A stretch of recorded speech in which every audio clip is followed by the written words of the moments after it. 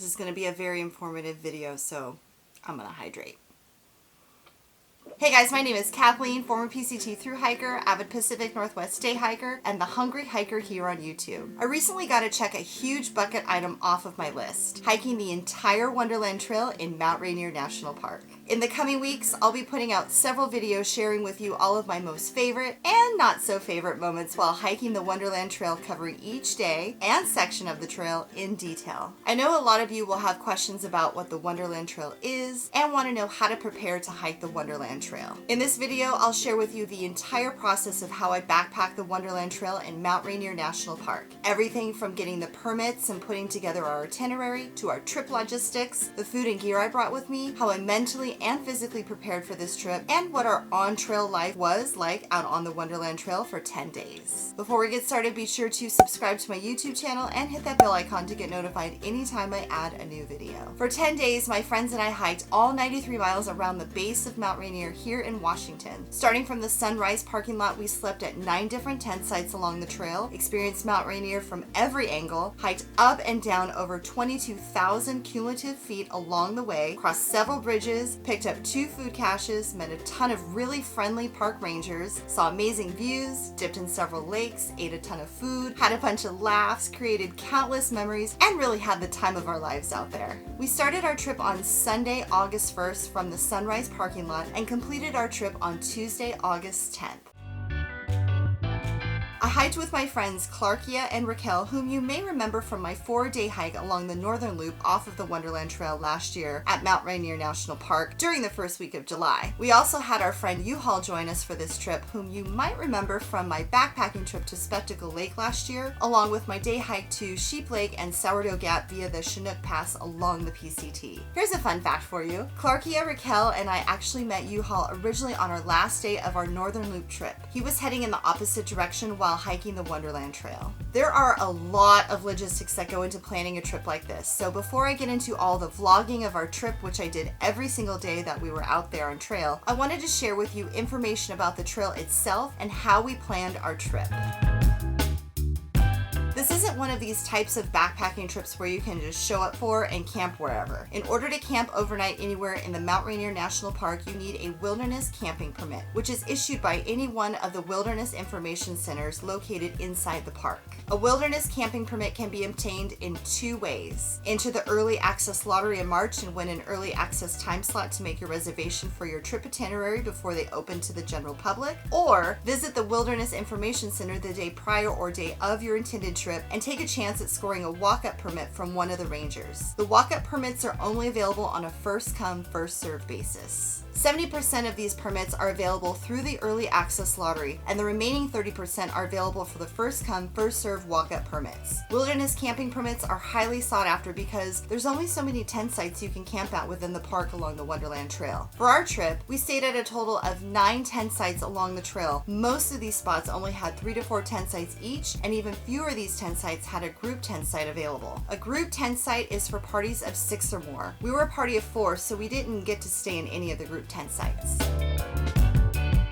For our trip, I scored the early access lottery and was able to make a reservation for my dream Wonderland hike itinerary the day after the reservations opened for early access. Our trip itinerary was as follows. Starting from sunrise on Sunday, August 1st, we headed in the counterclockwise direction and stayed at the following tent sites. Day 1, Mystic Lake. Day 2, Mowich Lake Camp. Day 3, Golden Lakes Camp. Day 4, Apache Park Camp. Day 5, Devil's Dream Camp. Day 6, Paradise River Camp. Day 7, Nickel Creek Camp. Day 8, Indian Bar Camp. Day 9, Summerland Camp. Day 10 on Tuesday, August 10th was our last day on trail, so we all got to sleep on our own beds at home that night. The nice thing about the permit system for the Wonderland Trail is that it restricts the number of people out on trail and staying at the various tent sites. We were able to enjoy our days full of hiking without needing to rush to find a place to camp. There also wasn't a whole lot of other people out on trail unless we were relatively close to a trailhead at some point during the day. Throughout our trip, we saw several rangers during the day each day we were out on trail. The rangers were some of the nicest and most helpful people I've ever met. The park rangers are a wealth of knowledge about the area and the park, and they do check permits, so don't try backpacking this trail without one.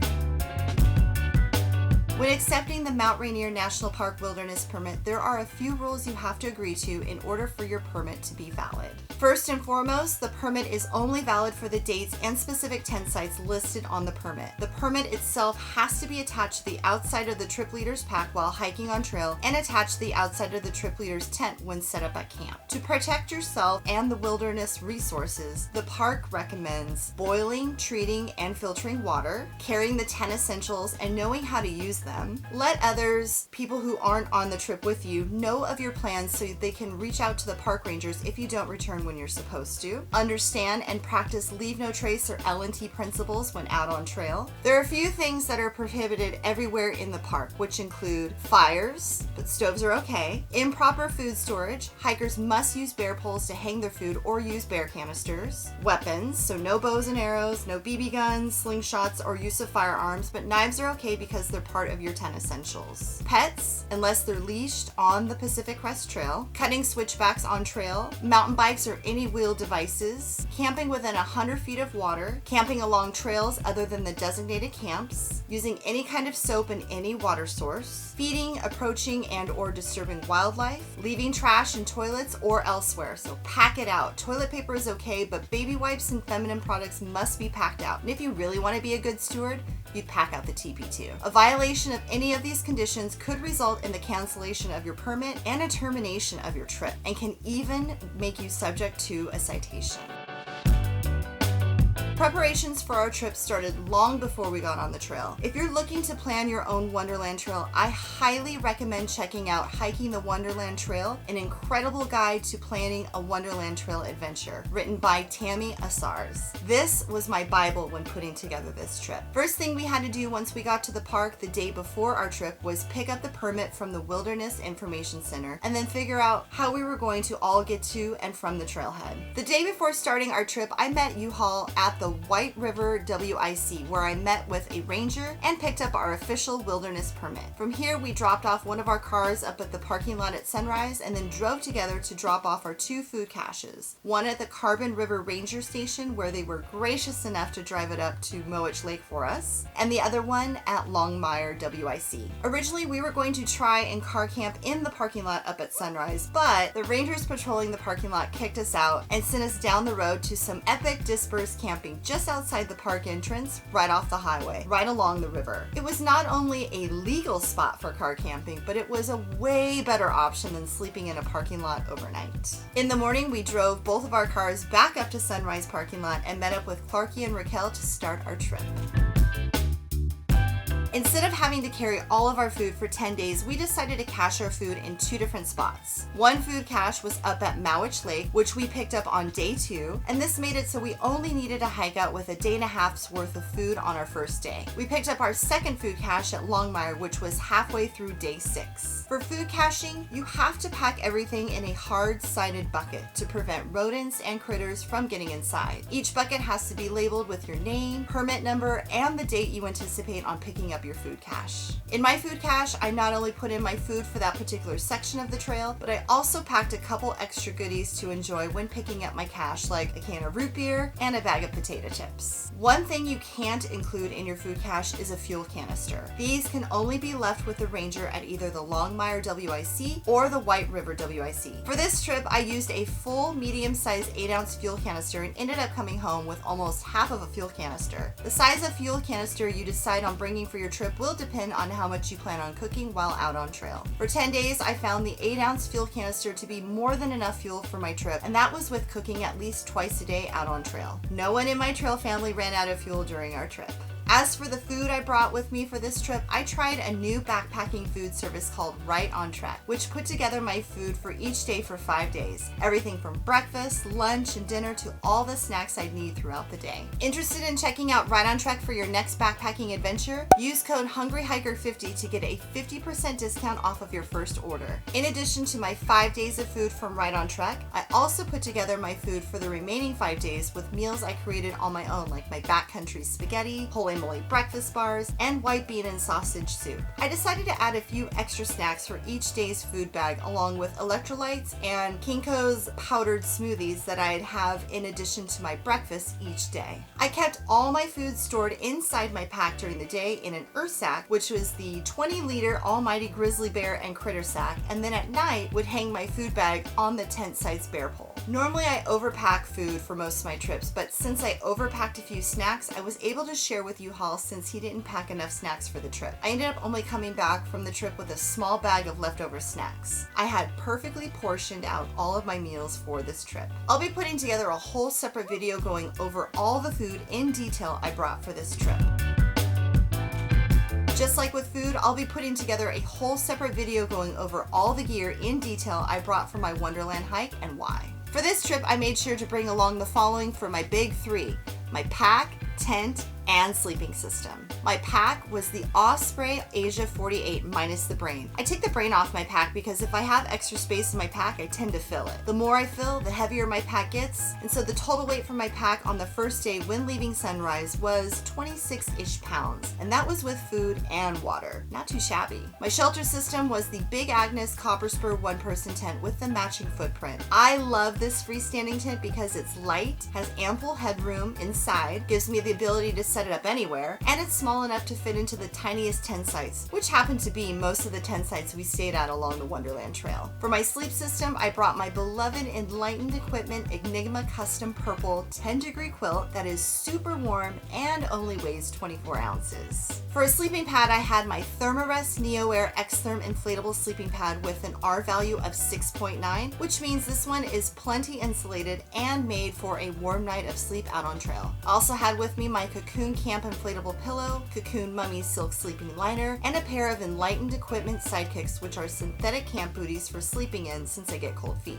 All of this, minus the sleeping pad, was stuffed inside a Sea to Stomach Evac 13-liter dry sack, and I'll be sure to include links to all the gear I mentioned in this video in the video description below.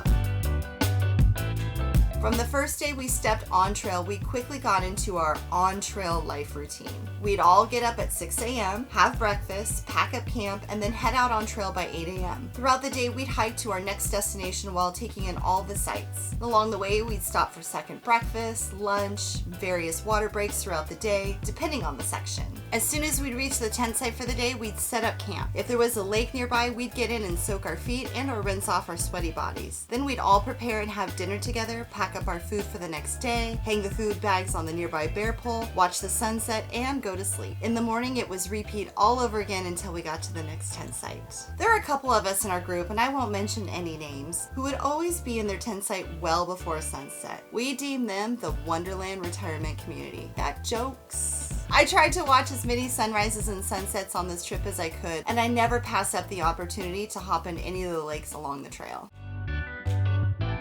I always say with through hiking and or long distance hiking, it's 10% physical and 90% mental. Yes, it's quite a physical feat hiking up and down steep ascents and descents for 93 miles over 10 days, and it can definitely take a toll on your body if you're not prepared for it. For me, I find the biggest challenge for trips like this is being able to mentally stay in the game. Not every day is going to be warm, sunny, and filled with views. Sometimes you'll have cold, wet days where all you'll see are wet bushes, tree cover, and fog. So learning how to embrace the suck on the not so ideal days out on trail is just as important as being able to physically hike the trail. You never want to quit on a bad day, so having a few coping mechanisms in your back pocket for those less than ideal days on trail is super important. For me, some embrace the suck coping mechanisms include always remembering why I'm out there in the first place, having good music or a podcast to listen to, and packing my most favorite meals and snacks so I always have something to look forward to eating on my next break. As for physical training, I found the best way to train for hiking is to hike. Earlier this season, I did a number of training hikes throughout the Pacific Northwest to help me warm up my hiking legs and get me ready for the backpacking season. I'll include a link to all of my most favorite training hikes I did earlier this year down below in the video description. So that's how I planned for and backpacked the Wonderland Trail in Mount Rainier National Park this year. If you have questions about how to prepare for a long hike like this that I didn't cover in this video, leave me a comment down below. If you enjoyed this video, hit the thumbs up button, and if you haven't already, don't forget to subscribe to my YouTube channel. Thanks for watching, and I'll see you in the next one. Happy trails and keep on trucking.